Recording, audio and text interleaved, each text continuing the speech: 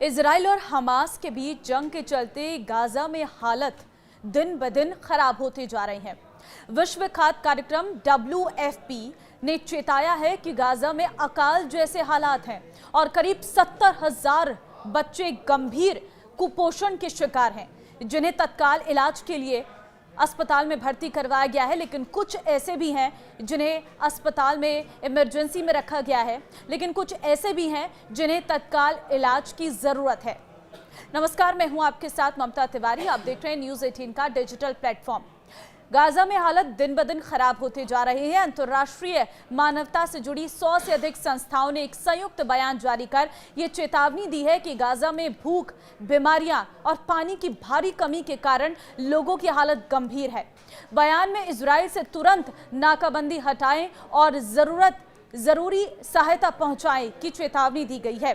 Gaza शहर के हालात इतने बिगड़ चुके हैं कि वहां के बाजार खाली पड़े हैं, पानी की व्यवस्था लगभग ठप है, सड़कों पर लोग बेहोश हो रहे हैं। एक चैरिटी के जरिए भोजन पाने के लिए बच्चों समेत बड़ी संख्या में लोग कतार में खड़े नजर आ रहे हैं। इजरायली हमलों और नाकाबंदी का सामना कर रहे गाजा में हालात अब जितने खराब हो गए हैं, उसे बेहद से जानने की कोशिश करेंगे। देखिए, 100 से अधिक सहायता संगठनों और मानवाधिकार आयोग और साथ ही आपको बता दें कि मानवाधिकार समूहों ने ही गाजा में बड़े पैमाने पर भूखमरी फैल रही है, इसकी जानकारी दी है। इन समूहों ने बुधवार को जारी अपने बयान में कहा है कि गाजा में राहत के लिए तत्काल कदम नहीं उठाए गए तो नतीजे बेहद खतरनाक हो सकते हैं और बेहद खराब हो सकते हैं। मानवाधिकार गुटों ने गाजा में पूरी पीढ़ी के भविष्य पर संकट होने की बात कही है। मेडिसिन सेंस आपको बता दें कि frontiers, MSF, save the children और ऑक्सफैम जैसे संयुक्त संगठन बयान पर हस्ताक्षर करने वालों में शामिल हैं। बयान में कहा गया है कि सिर्फ फिलिस्तीनी ही नहीं, गाजा में उनके सहयोगी और कर्मचारी भी खाने की कमी का सामना कर रहे। ये चेतावनी ऐसे समय में आई है जब गाजा के स्वास्थ्य मंत्रालय ने 24 घंटों में कुपोषण से 10 और फिलिस्तीनियों की मौत की जानकारी दी है। दूसरी ओर गाजा में आपूर्ति को नियंत्रित करने वाले इजराइल ने संगठनों को चेतावनी को खारिज करते हुए उन पर हमास के समर्थन का आरोप लगाया है। संयुक्त राष्ट्र एजेंसी की ओर से कहा गया है कि गाजा में भूख के चलते विनाशकारी परिणाम हो सकते हैं। विश्व स्वास्थ्य संगठन WHO के मुताबिक गाजा में गर्भवती और स्तनपान कराने वाली महिलाओं में से 20% महिलाएं कुपोषण का शिकार हैं। WHO ने आने वाले समय में स्थिति और खराब होने के संकेत दिए हैं। संयुक्त राष्ट्र यौन एवं प्रजनन स्वास्थ्य एजेंसी UNFPA ने कहा है कि गाजा में भूखमरी, मनोवैज्ञानिक आघात और स्वास्थ्य सेवा की गिरावट के कारण बच्चों का जन्म लेना मुश्किल हो सकता है। UNFPA ने चेतावनी दी है कि ये स्थितियां अब पूरी पीढ़ी के अस्तित्व के लिए खतरा है। संगठन ने 2025 की पहली छमाही के आंकड़े पेश किए हैं, जिसके अनुसार जन्म दर में तेजी से गिरावट आएगी।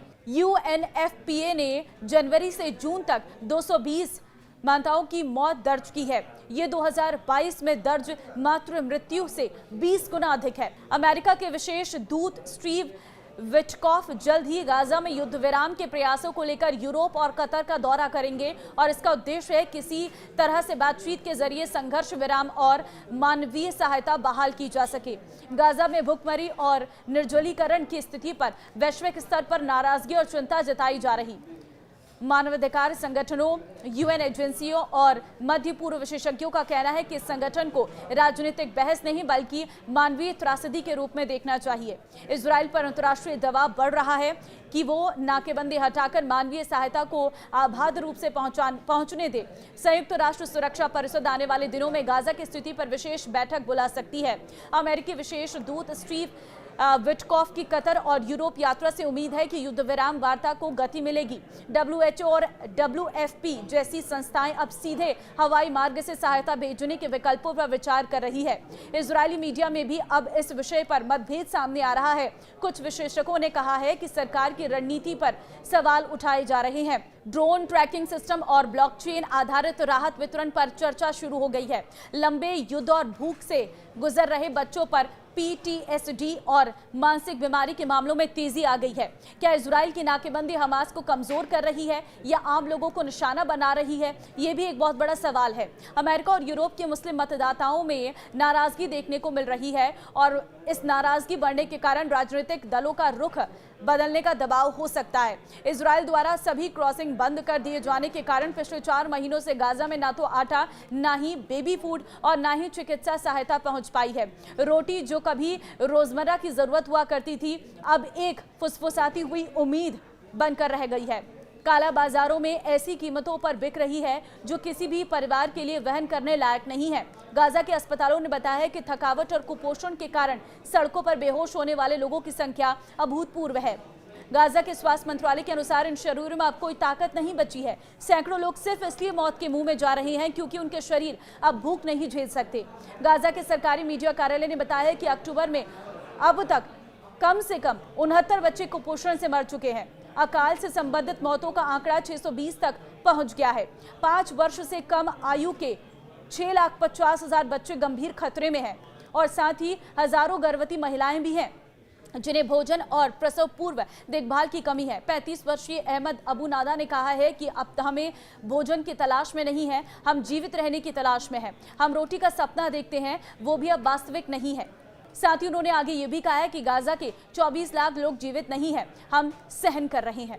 तो ये स्थिति इस वक्त गाजा में है जहां पर भूखमरी से लोगों की जान जा रही है। न पानी है, न रोटी है और खाने के लिए कुछ भी इंतजाम नहीं है और यहाँ तक कि स्वास्थ्य व्यवस्था भी पूरी तरह से बिगड़ गई है क्योंकि कोई सामान ही नहीं पहुँच पा रहा है। सड़कों पर लोग बेहोश हो रहे हैं, कुपोषित बच्चे नजर आ रहे हैं और पीढ़ियां दर पीढ़ियां ये स्थितियां और बिगड़ने जा रही है। क्योंकि आप सोचिए कि आज कुपोषण जब एक तरीके से फैल गया है, गाजा की स्थिति बेहद गंभीर नजर आ रही है और इसके पीछे का आप क्या बड़ा कारण मानते हैं, मुझे कमेंट में जरूर बताएं।